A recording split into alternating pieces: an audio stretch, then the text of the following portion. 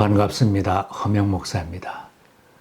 세상을 살아가면서 모든 사람들이 여러 가지로 문제들과 고민거리를 만나게 됩니다. 무엇인가 기적이 나타나야 하는 절실한 상황에 직면할 때도 있습니다. 이런 때에는 능력을 베풀어 주시는 주님을 기억하고 주님의 도움을 구해야 합니다. 예수님께서 보리떡 5개와 물고기 2마리로 5,000명이 넘는 배고픈 인생들을 먹이신 기적 사건은 신약성경 사복음서 마태, 마가, 누가, 요한복음에 다 기록되어 있습니다. 그 외에도 예수님은 3년 동안 세상에서 많은 이적을 행하셨습니다. 왜 이런 이적 사건이 일어나는가? 요한복음에는 이적 사건은 예수 그리스도가 하나님의 아들임을 믿게 하려는 표징이라고 했습니다. 예수께서는 제자들 앞에서 이 책에 기록하지 않은 다른 표징도 많이 행하셨다. 그런데 여기에 이것이나마 기록한 목적은 여러분으로 하여금 예수가 그리스도요 하나님의 아들이심을 믿게 하고 또 그렇게 믿어서 그의 이름으로 생명을 얻게 하려는 것이다. 주님이 그리스도이심을 믿게 하려는 것입니다. 가나의 혼인잔치에서 예수님이 물을 포도주로 변하게 한 기적을 체험한 후 제자들이 믿게 되었습니다. 예수께서 이 첫 번 표징을 갈릴리 가나에서 행하여 자기의 영광을 드러내시니 그의 제자들이 그를 믿게 되었다. 또 빈들에서 배부르게 먹은 사람들이 예수께서 행하신 표징을 보고 말하였습니다. 이분은 참으로 세상에 오시기로 된 그 예언자이다. 보통 사람들은 평범한 일상생활 속에서는 신앙을 가지기 어렵고 무엇을 보고 체험해야 믿는 성향이 있기에 예수님은 많은 기적을 행하며 보여주셨습니다. 지금도 복음이 전파되는 현장에는 수많은 기적 사건이 일어나고 있어 예수 그리스도를 믿게 합니다. 힘있게 복음이 전파되기 위해서는 믿는 사람들을 통하여 교회를 통하여 주님의 능력이 나타나는 간증이 풍성해야만 합니다. 복음을 전하고 병자를 고치던 예수님과 제자들도 어려운 상황에 직면하였습니다. 병을 고치려는 병자들과 많은 사람들이 몰려와서 예수님과 제자들은 음식을 먹을 겨를도 없었기에 예수님이 제자들에게 외딴 곳으로 가서 좀 쉬라고 하였습니다. 예수님과 제자들은 배를 타고 빈들로 건너갔는데 기적을 체험했던 사람들과 병자들이 먼저 그곳에 와 있었습니다. 큰 무리가 예수를 따라갔다. 그것은 그들이 예수가 병자들을 고치신 표징들을 보았기 때문이다. 예수님은 그 현장에서도 그들을 목자 없는 양처럼 불쌍히 여기면서 가르치시고 병자들을 고쳐주셨습니다. 그런데 날이 저물기 시작하니 제자들이 예수님에게 무리를 해산시켜 각자 해결하도록 하자고 말씀을 드렸습니다. 무리를 헤쳐보내어 주위의 마을과 농가로 찾아가서 잠자리도 구하고 먹을 것을 구하게 하십시오. 우리가 있는 여기는 빈 들입니다. 그 제안에 주님은 이렇게 말씀하셨습니다. 그들이 물러갈 필요 없다. 너희가 그들에게 먹을 것을 주어라. 이 말씀에 제자 안드레가 한 아이가 가지고 있는 것을 주님께 말씀드렸습니다. 여기에 보리빵 5개와 물고기 2마리를 가지고 있는 한 아이가 있습니다. 그러나 이렇게 많은 사람에게 그것이 무슨 소용이 있겠습니까? 안드레는 염려가 되었지만 주님에게는 충분했습니다.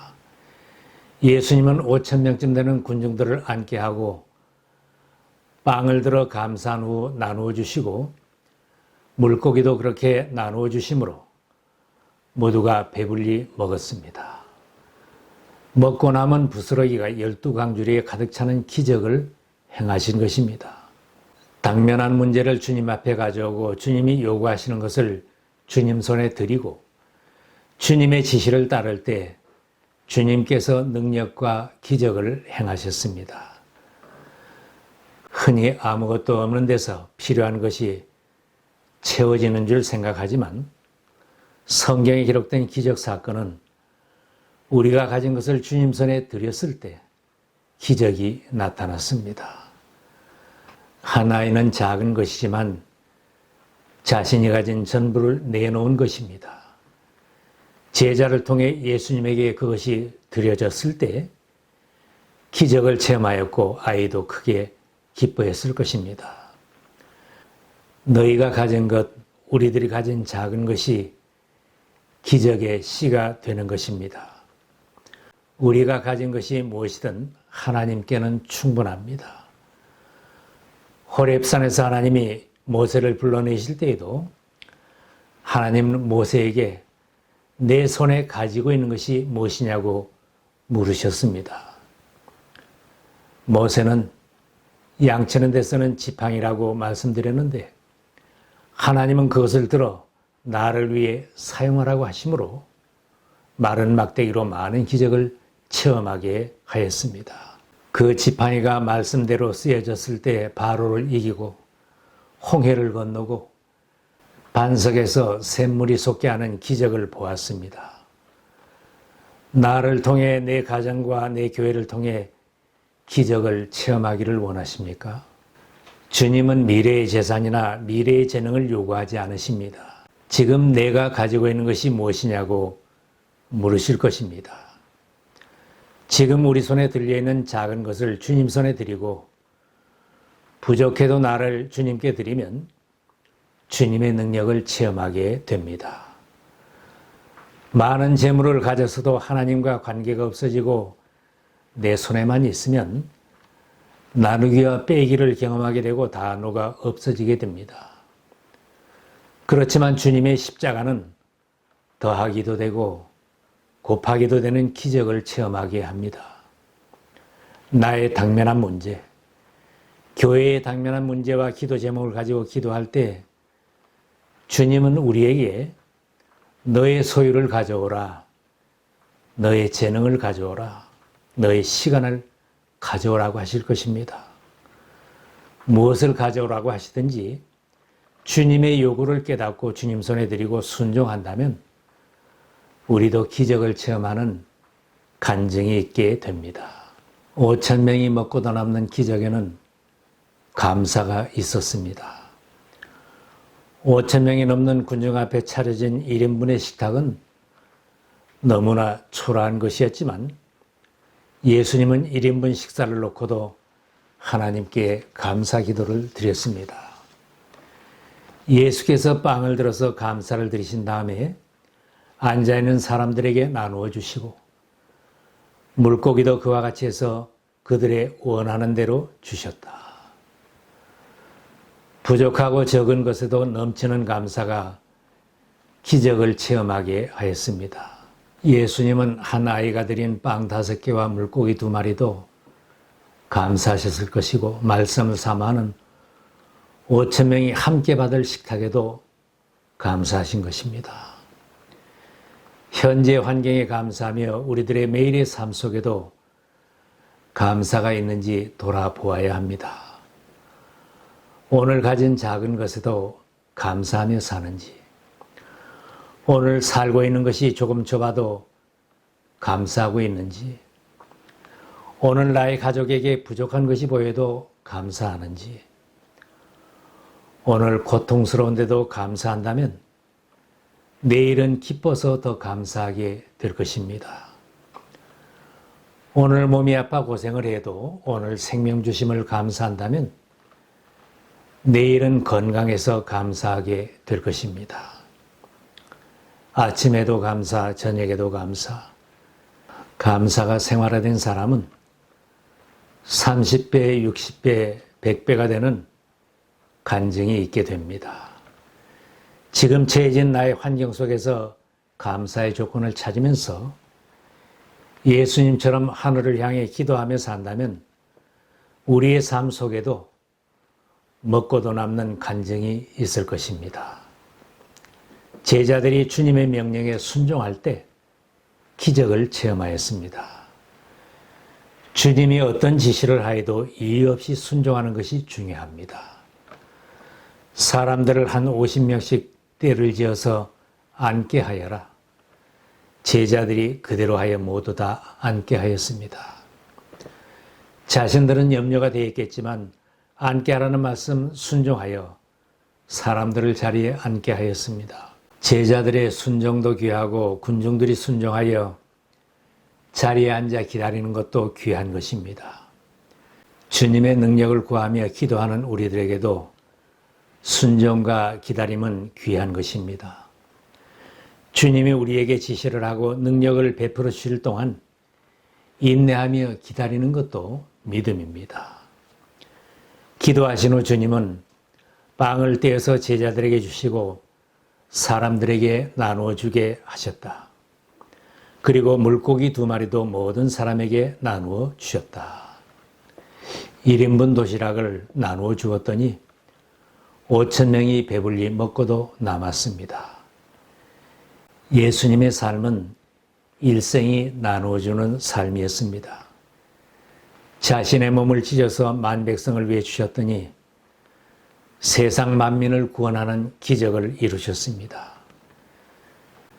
자연의 원리도 나눌 때 배가 되는 수학이 있게 됩니다. 옥수수 한 통도 나누지 않고 한 입에 넣으면 4배도 안 찰 것입니다. 또한 씨앗을 쪼개지 않고 한 구덩이에 넣어도 농사를 망칠 것입니다. 그러나 하나씩 나누어 심으면 30배, 60배, 100배, 500배의 결실을 기대할 수 있습니다.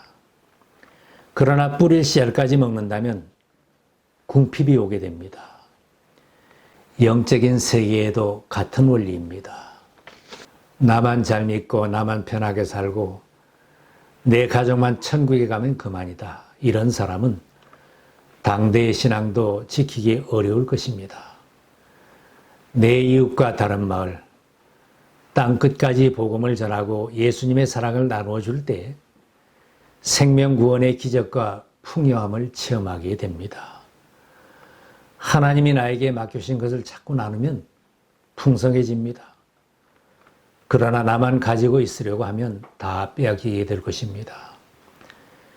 제자들이 군중에게 나누어 준 것은 자기의 것이 아닙니다. 주님 손에서 받은 것을 나누어 주는 것뿐입니다. 주님이 주신 빵 다른 사람에게 나누어 주어야 풍성해집니다. 이번 주일 들은 설교 말씀도 나 혼자만의 것이 아닙니다. 우리가 들은 말씀을 전하지 못하고 예배드리는 것으로만 그친다면 내 신앙도 점점 연약해질 것입니다. 주님이 우리에게 주신 물질은 내가 쓸 것과 하나님의 일을 위해 드릴 것, 이웃들을 위해 쓸 것이 포함되어 있습니다. 주님의 가르침도 나눔의 복을 말씀합니다. 남에게 주어라 그리하면 하나님께서도 너희에게 주실 것이니 대를 누르고 흔들어서 넘치도록 후하게 되어서 너희 품에 안겨주실 것이다. 너희가 되질하여 주는 그 되로 너희에게 도로 되어서 주실 것이다. 하나님께 드리는 헌금도 다윗처럼 고백하는 신앙이 풍요함을 체험할 것입니다.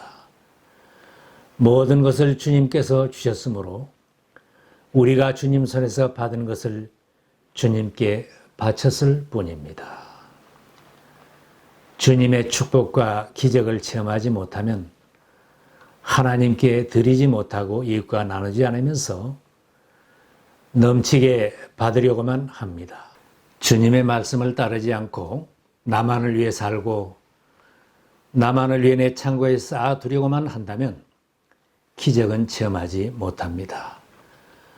오히려 쌓아둔 것이 썩은 만나처럼 부패하여 벌레가 생기고 냄새가 나서 나도 못 먹게 될 것입니다.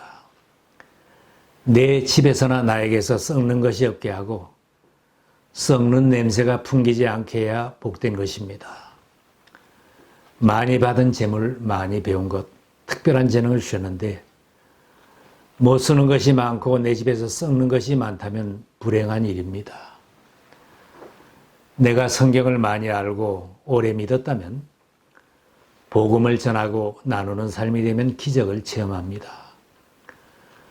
건강 주시고 미모를 주셨다면 거울만 보고 허랑방탕하게 살지 말고 주님 명령 따라 복음을 전하는데 써보시기 바랍니다. 지금 나의 형편이 어두운 빈들 같은 환경에 처해 있을지라도 능력의 주님을 모시고 주님 말씀 순종하여 산다면 우리들도 날마다 기적을 체험하며 산다는 간증이 있을 것입니다.